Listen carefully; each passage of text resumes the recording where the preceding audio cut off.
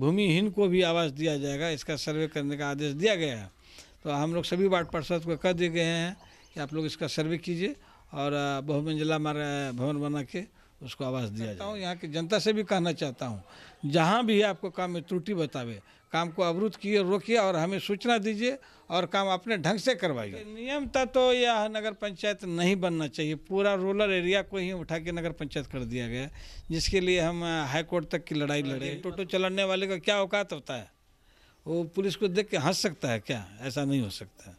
लेकिन उसको दिमाग में ये सब आता है कि हमको देख के हंसा है, उसको फंसा दिया गया। गवर्नमेंट से मांग करते हैं कि आप नगर पंचायत में ये लागू किए हैं, आप इसको विधानसभा और लोकसभा में भी इस चीज़ को लागू कीजिए और तब लोग डरेगा कि अधिक बच्चे को पैदा नहीं करना है, तो इससे भी जनसंख्या का कंट्रोल हो सकता है। और मिट्टी से लेके बिडमिसाली तक लेके जहाँ तक ढलैया होता है, सब जगह विजिट करते हैं, वीडियो कैमरा के माध्यम से उसको निगरानी करते हैं और एस्टिमेट के हिसाब से आप लोग काम कर जी जी जी बिल्कुल एस्टिमेट के हिसाब से समझिए।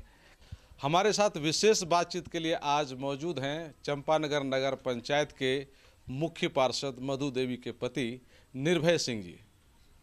इस नगर पंचायत में क्या क्या योजनाएं चल रही हैं, किस तरह से काम हो रहा है और आने वाले दिनों में और क्या क्या मधु देवी निर्भय जी करने वाले हैं इस नगर पंचायत के लिए, इन तमाम मुद्दों पर हम बातचीत करते हैं। सबसे पहले हमारे दर्शकों के बीच आपका स्वागत है और निर्भय जी आपसे जानना चाह रहे हैं कि चूँकि ये नगर पंचायत पहली बार बना है चंपानगर और आपकी पत्नी पहला मुख्य पार्षद है, क्या क्या योजना अभी चल रहा है अपने नगर पंचायत में? कितने वार्ड हैं और क्या क्या योजना सभी वार्डों में चल रहा है? मैं निर्भय कुमार सिंह, मुख्य पार्षद प्रतिनिधि नगर पंचायत चंपानगर का प्रतिनिधित्व करते हैं।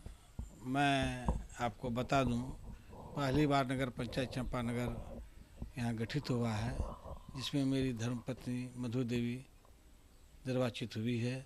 मैं जनता को सहृदय धन्यवाद देना चाहता हूँ। आपको भी, कोसी आलोक को भी, जो पूर्णिया से आके यहाँ पर हम लोगों का इंटरव्यू कर रहा है, आपको भी सहृदय धन्यवाद देता हूँ। आज नगर पंचायत चंपानगर में विकास की बहार चल रही है। करीब 100 सड़कें और नाली का निर्माण हो चुका है। आने वाले दिनों में हम लोग बहुत योजना को धरातल पर उतारने जा रहा हूँ। आज नगर पंचायत चंपानगर में सबसे पहले यहाँ पर बाज़ार में जल जमाव की समस्या थी। मैं आते ही इस समस्या को दूर करने का प्रयास किया और बहुत हद तक दूर हो चुका है। अभी फ़िलहाल बाज़ार में नाली का निर्माण और सड़क का निर्माण आज तक आज़ादी के बाद कभी भी नहीं हुआ था। जो मधु देवी के नेतृत्व में इस विकास को बाज़ार में सौंदर्यीकरण का काम किया जा रहा है। मैं आशा करता हूँ व्यापारी वर्ग जितने भी हैं इस काम को देखकर बहुत खुश हैं और जय जयकार इनका हो रहा है। मैं आशा करता हूँ जो भी सड़क नाली बचा हुआ है, विगत दिनों में सारी सड़क का निर्माण कर दिया जाएगा। अभी इनके जीतने के बाद एक भी हाई मास्क लाइट यहाँ पर नहीं जल रहा था, जो फिलहाल हम लोगों ने सांसद से कह के 3 हाई मास्क लाइट लगवाया। एक हाई मास्क लाइट जो 30 साल से ख़राब था उसको भी ठीक करवाया। अभी कुल मिला के 5 हाई मास्क लाइट हमारे नगर पंचायत को उज्ज्वलित कर रहा है। हम लोग अपनी योजना में 15 हाई मास्क लाइट और पास कर दिए हैं, जो 1 सप्ताह के अंदर यह लगने वाला है। अभी हम लोगों ने बाज़ार के सौंदर्यीकरण के लिए पोलों में तिरंगा झंडा का भी बजट पास किया और तिरंगा झंडा लगवाया, जो बाज़ार को जगमगा रहा है। हम क्या कहें, यहाँ के जनता जनार्दन से पूछिए विकास की बहार चल रहा है अथवा नहीं चल रहा है। मैं आने वाले दिनों में यहाँ के ग्रामीण एरिया से जो लोग गरीब हैं उनको आवास देने का काम किया जा रहा है। आज के ही दिन हम लोगों ने डिसाइड किया है, जिसको लगभग 525 आदमी को आवास स्वीकृत कर दिया गया है। आज कार्यादेश उसका देने का दिन है। हम लोग करीब 2 बजे के दिन में अपने कार्यालय में लाभुक को कार्यादेश देने का काम कर रहे हैं। हम अपने वार्ड पार्षद एवं वार्ड पार्षद प्रतिनिधि को जानकारी के साथ बताए हैं कि जिनको भी आवास देना है, जिसे पहले नहीं मिला है, जो लेने लायक है, जिसको पक्का का मकान नहीं है, उन्हीं को आवास आप देने का काम करें। मैं कोसी आलोक को धन्यवाद देता हूँ। जय हिंद, जय भारत, जय। अच्छा, लास्ट में कुछ सवाल हमारे हैं कि जैसे मान लीजिए, ठीक है, आपने कहा कि बहुत सारी योजनाएं हैं जो कि अभी आपके प्रोजेक्ट में है, उस पर काम करना है, बहुत को आपने शुरू कर दिया है। चंपानगर बाजार में जल जमाव की समस्या आपने कहा कि उसको बहुत हद तक आपने दूर कर दिया है, सड़कें भी सारी बन गई है वहाँ। देखिए, लगभग मैं दावे 2-2.5 साल हम लोगों का हुआ है। अभी तो पूरा सड़क नहीं बना है, लेकिन आशा करता हूँ आते आते 5 साल में 90% तो काम जरूर पूरा हो जाएगा। यहाँ की एक समस्या, प्रमुख समस्या थी कि हम हिंदू वर्ग के लोग जितने भी हैं, एक खर्रा घाट रोड सड़क है जहाँ कि हम लोगों का सबों का दाह संस्कार किया जाता है। लगभग 1.5 किलोमीटर की दूरी है, शमशान घाट है। उस सड़क पे हम लोग सबको लेके तो कंधे पे पार हो जाते थे कादे कीचड़ में, लेकिन जलावन वगैरह जो जलाने का काम होता है वो गाड़ी फंस जाती थी। हमने उसे विधायक से कह के उस योजना को इस बार पास करवा दिए हैं। लगभग 3.25 करोड़ का योजना है, जल्द ही इस पर काम होने के लिए जा रहा है। राशि जो घर बनाने के लिए देते हैं वो कितनी राशि मिलनी है और पहला किस्त में कितना कितना मिलेगा, किस तरह से काम होगा? प्रधानमंत्री आवास 2 में 2.5 लाख इस बार गवर्नमेंट पास किया है, जिसमें 3 किस्तों में पैसा दिया जाएगा। पहला किस्त 1 लाख है, दूसरा किस्त 1 लाख है, तीसरा किस्त 50,000 तक है। कुल मिला के 2.5 लाख टका उनको मिलेगा। उसमें कितने रूम कमरे बनेंगे जो बनाएगा वो? कम से कम 2 रूम बनना चाहिए, बाथरूम बनना चाहिए। 2 रूम, बाथरूम, किचन वगैरह ये सब। आवास देखिए, आवास बनाने के लिए तो नहीं दिया जाता है, इसको सहयोग के रूप में दिया जाता है। लाभुक को और अपना पैसा लगाना पड़ेगा, तब उसमें इस काम किया जाएगा। यानी कि ये एक सहयोग राशि है। लाभुक अपना उसमें इन्वेस्ट करें, लगाएं और जितना बेहतर हो सके बना सके तो बना लें जी, यही है जी। अच्छा, ये बात बताइए, कितना 13 वार्ड है आपके इसमें? जी, नगर पंचायत में कुल 13 वार्ड हैं। यहाँ पर पहले 18 वार्ड हुआ करता था। इस बार कोहबरा पंचायत को इसको कन्वर्ट करके नगर पंचायत बनाया गया, जिसमें वार्डों की संख्या घटा के 13 वार्ड किया गया। अच्छा, पोखर वगैरह की सौंदर्यीकरण के लिए भी काम चल रहा है? जी, इस बार जल जीवन हरियाली के तहत भी हम लोगों ने कुछ योजना पोखर के सौंदर्यीकरण के लिए, घाट वगैरह का निर्माण करने के लिए योजना लिया है। लेकिन इस बार बेमौसम बारिश इस काम को बाधित कर रहा है। आने वाले समय में इस काम को पूरा किया जाएगा।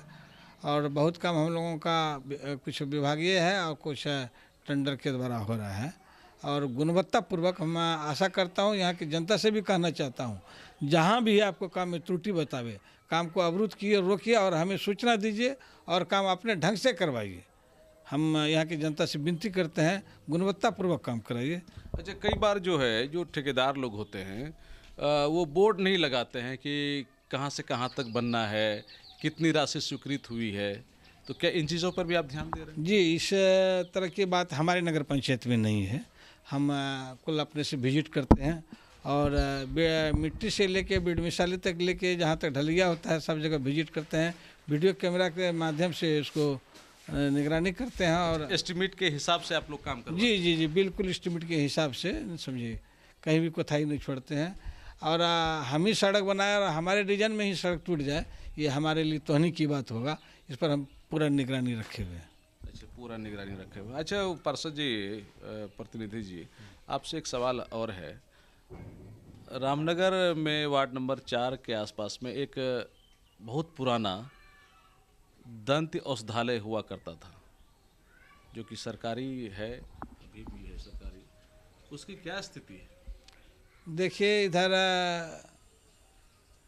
कुछ सरकार गवर्नमेंट इसमें फंड वगैरह दिया है, जो भवन जर्जर स्थिति में था उसे सुधार किया है, कुछ भवन तवन का निर्माण किया गया है। सरकार की योजना है, देखिए कैसा होता है। तो हम लोग नगर पंचायत के में क्या कहते हैं अस्पताल वगैरह देखने का नहीं है ना, समझे। हमारा जो क्षेत्र बटा हुआ उसी में हम काम करने का प्रयास वो करते तो हैं। डेवलपमेंट का चीज़ आप में आता है, स्वास्थ्य विभाग आप में नहीं आता है, लेकिन वो चूंकि जगह जो है वो आपके क्षेत्र में ही आता है, और हम वहाँ गए हुए थे तो वहाँ देखे क्या कि जो अस्पताल की ज़मीन है उसको कोई ठेकेदार लोग यूज कर रहा है, जो पुस्तकालय है वो जर्जर पड़ा हुआ है, नहीं कोई देखने वाला है किस तरह से हुआ है नहीं हुआ है। ऐसा लग रहा है कि सरकारी रुपये का पूरी तरह से वहाँ दुरुपयोग हो गया है और कोई तीसरा आदमी उस जगह का इस्तेमाल कर रहा है। तो चूंकि आप लोग एक जनप्रतिनिधि हैं, कम से कम मॉनिटरिंग पावर तो आपका है ही। देखिए वहाँ पर कोई ठेकेदार नहीं है, यही नगर पंचायत के जो ठेकेदार कुछ काम करने के लिए आए हुए हैं वही अपना गिट्टी बालू वहाँ पर जमा किए हुए हैं। और अच्छा है कि हमारी निगरानी में गिट्टी बालू जब गिर रहा है तो हम देखते हैं कि इसकी क्या गुणवत्ता है, बालू की गुणवत्ता क्या है और गिट्टी कैसा डाल रहा है, सीमेंट कौन डाल रहा है, ये सब हम अपनी निगरानी में देख लेते हैं। तो अच्छा है तो समझिए। और जो भी मटेरियल गड़बड़ गिराते हैं, आपको क्या बताएं संजय जी, मैं उस मटेरियल को वापस करवा देता हूँ ना, समझिए। यही भी फुल निगरानी में है। काम से कोई कंप्रोमाइज जी नहीं, नो नो नो। आप हमारे कहने से क्या, आप बाजार घुसिए और जो बाजार में नाली और सड़क बना है पूछिए कि सड़क और नाली कैसा बना है, आपके मन मुताबिक बना है कि नहीं बना है। यदि शिकायत करेगा तो फिर हमको बताइए कि हमने आपका जनता शिकायत किया है। यानी कि लोग पूरी तरह से जी पूरी तरह से। अच्छा, ये आपके नगर परिषद की जो टोटल आबादी है वो कितनी है? 21,000 के करीब है यहाँ पर नगर पंचायत की आबादी। 20,000 वोटर है या फिर आबादी है? ये 2011 में आबादी थी, अभी लगभग 25,000 की आबादी होगी। ये होगी 25,000 के आसपास आबादी। आबादी है। क्षेत्रफल भी लगभग ठीक ठाक ही होगा। अच्छा, इस देखिए नियमतः तो यह नगर पंचायत नहीं बनना चाहिए, पूरा रूरल एरिया को ही उठा के नगर पंचायत कर दिया गया, जिसके लिए हम हाई कोर्ट तक की लड़ाई लड़े। यही बात हम आपसे जी, कहना लेकिन वो लड़ाई असफल रही। और हमारे जनप्रतिनिधि जो पहले से यहाँ पर एक्टिव थे तो उन लोगों ने सोचा कि ना नगर पंचायत ही बना दिया जाए, और हम नगर पंचायत को रोकने में असमर्थ हुए और नगर पंचायत बन गया। चलिए, जनता जनार्दन का जैसा आशीर्वाद। आप ये बताइए कि नगर पंचायत बनने से लाभ क्या हुआ और क्षति हानि क्या हुई? देखिए नगर पंचायत में तो ग्राम पंचायत से ज़्यादा फंड रहता है, इसमें दो बात नहीं है, और काम किया जा रहा है। और क्षति ये बात हुआ कि बिजली का दर बढ़ गया है, लोगों को ज़मीन का टैक्स दो लगेगा, एक तो नगर पंचायत का टैक्स लगेगा, एक बिहार गवर्नमेंट की टैक्स लगेगी। दूसरी बात कि होल्डिंग टैक्स लग जाएगा और रजिस्ट्री चार्ज वगैरह सब बढ़ गया है। क्षति तो है। अब कुछ लाभ जैसे कि नाली वगैरह नहीं बनता था, बिजली का वेपर वगैरह नहीं था, ये सब नगर पंचायत की व्यवस्था से किया जाएगा। कहीं लाभ होगा तो कहीं हानि होगा, ऐसी दोनों की चीज़। लेकिन आपके हिसाब से जो पंचायत था वो ज़्यादा बेनिफिशियल था आप लोगों के लिए, आप तभी ना लड़ाई लड़े आप? देखिए हाँ, फंड तो ज़्यादा नगर पंचायत में रहता है, इसमें दो राय नहीं ना, समझे। और डेवलप का काम किया जा रहा है इसमें, और सभी जनता जहाँ जहाँ जो अपेक्षा नहीं है उसकी उपेक्षा को, ये अपेक्षा को पूरा किया जा रहा है। हमें मुखिया जी यहाँ नाली बनवा दीजिए, यहाँ सड़क बनवा दीजिए, सारी व्यवस्था को हम देख रहे हैं अपने से। सारी व्यवस्थाएं हो रही है और काम भी चल रहा है। मैं क्या बताऊं कि प्रत्येक काम को मुख्य पार्षद डेली मॉनिटरिंग करती रहती है कि कौन काम कहाँ हुआ है, नहीं हुआ है, और कौन काम जरूरी है, पहले उन काम करवाने को हमें आदेश देती है कि पहले ये काम करवा दीजिए, वो काम करवा दीजिए। अच्छा, ऐसा भी है कि कुछ काम ऐसा है कि जिसके लिए आपने सरकार से राशि मांगी और अभी तक स्वीकृत नहीं हुआ है? नहीं, पहले कुछ समस्या थी कि जेई की, हम लोग 2-4-5 बार कलेक्टर साहब से जाके मिले, तो कलेक्टर साहब हमको बताया कि आप लोग ऊपर लिखिए, मतलब पटना लिखिए, विकास मंत्रालय को लिखिए। तो अभी 2-4-5 जेई आए और गए। फिलहाल कल परसों नया जेई जो अस्थाई जेई होता है उसका अपॉइंटमेंट हो गया है चंपानगर में, अभी ज्वाइनिंग नहीं किया है, देख लेते हैं कैसा काम करता है। अभी काम चंपानगर नगर पंचायत में जोरों से चल रहा है। सरकार की ओर से राशि की कोई कमी नहीं है? नहीं, ऐसी बात नहीं है, फिर भी अच्छा है, हाँ फिर भी ठीक ठाक है, अभी फ़िलहाल ठीक ठाक है ना, समझिए।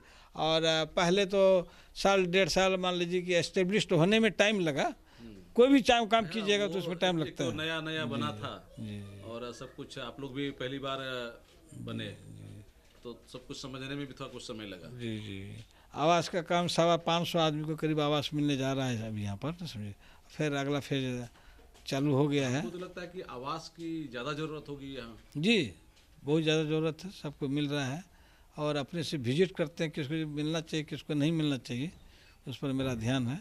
और हम गरीब का मकान तो कम ही होगा नगर तो अभी तो मान लीजिए यहाँ पर एक समस्या मेन है कि बहुत आदमी को ज़मीन में कागज़ नहीं है और किसी तरह वह उसके नाम से नहीं है। सरकार की योजना सुन रहे हैं कि भूमिहीन को भी आवास दिया जाएगा, इसका सर्वे करने का आदेश दिया गया है।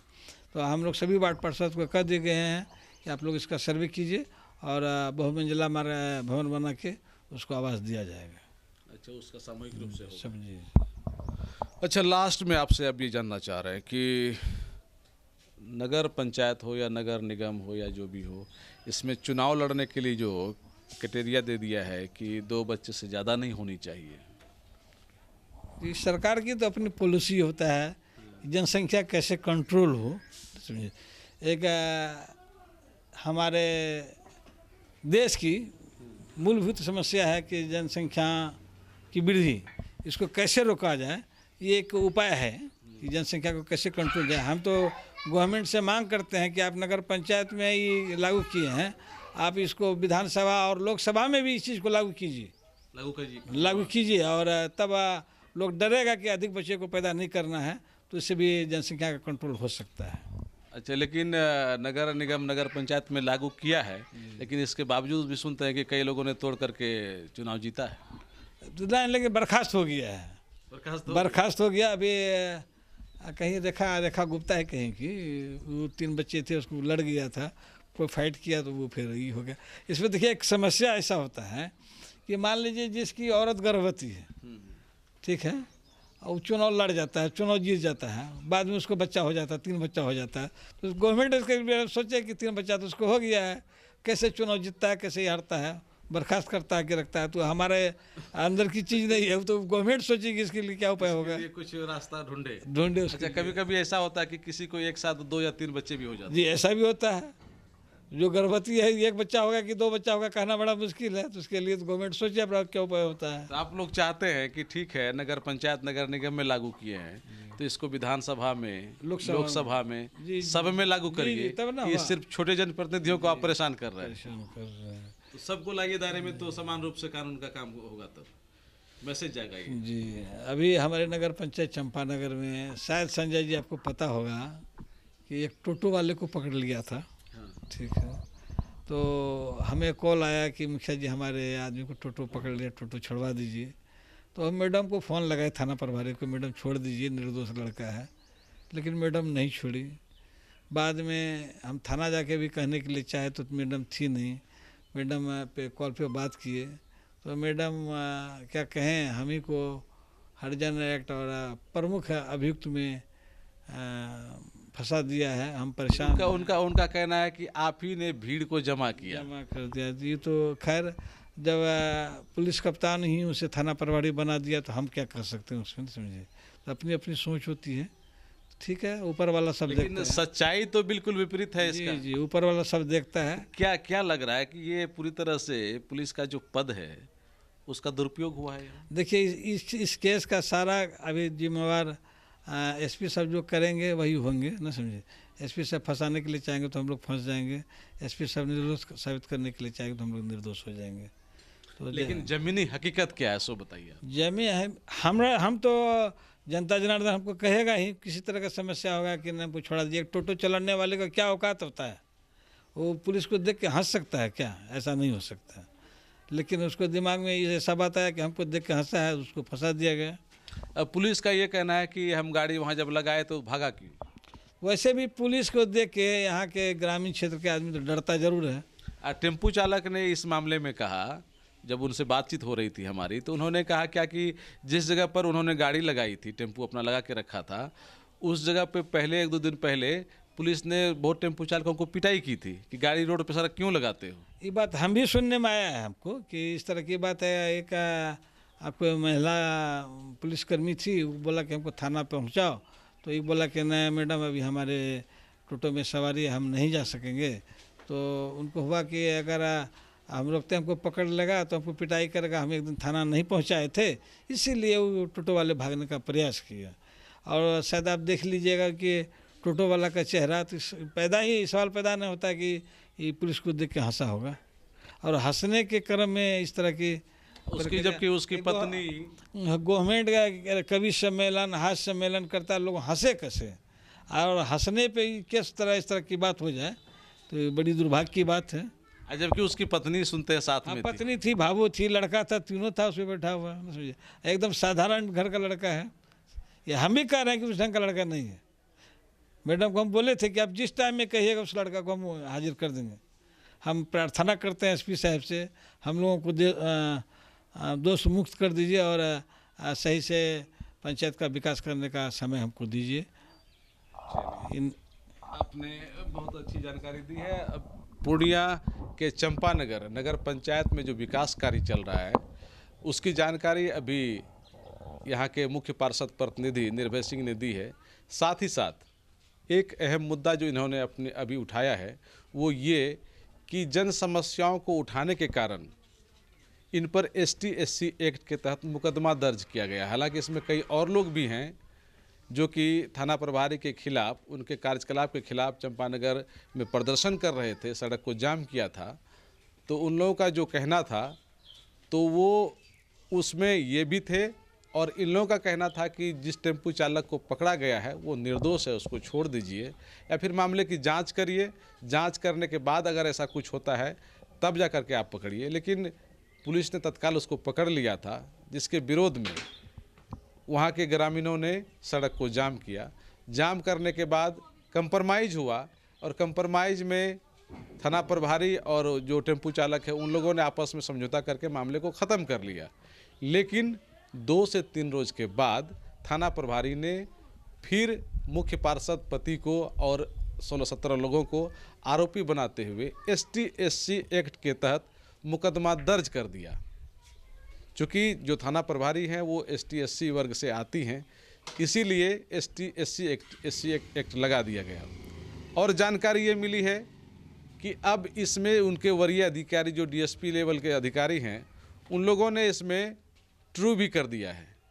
अब सवाल ये खड़ा होता है कि जब मामले की सच्चाई कुछ भी नहीं है तो ये कैसे ट्रू हो रहा है और कैसे ये मामला आगे बढ़ रहा है, जबकि इन लोगों ने पूर्णिया के SP साहब से, पूर्णिया के DIG साहब से फरियाद की और उनसे मांग की कि आप खुद जांच करवा के देख लीजिए। जो टेम्पू चालक है, उनकी पत्नी, उसका भाबो, सारे के सारे लोग गए थे वहाँ, मिल कर के आए और बताया। सच्चाई लगभग सबको पता है, लेकिन इसके बावजूद इन लोगों का कहना है कि चंपानगर थाना प्रभारी अपने पद का दुरुपयोग कर रही है और लोगों को परेशान किया जा रहा है। इस पर पूर्णिया SP, पूर्णिया के DIG साहब को संज्ञान लेने की जरूरत है। कोसी आलोक के लिए सुमित के साथ मैं Sanjay Kumar. Shanti Niketan residential public school, pink city मोड़, रामबाग, पूर्णिया। हमारे विद्यालय से जुड़ेंगे तो आपके बच्चे का भविष्य चमकेगा, क्योंकि शांति निकेतन रेसिडेंशियल पब्लिक स्कूल ने लाया है आपके लिए गुणवत्तापूर्ण शिक्षा और संपूर्ण विकास का वादा।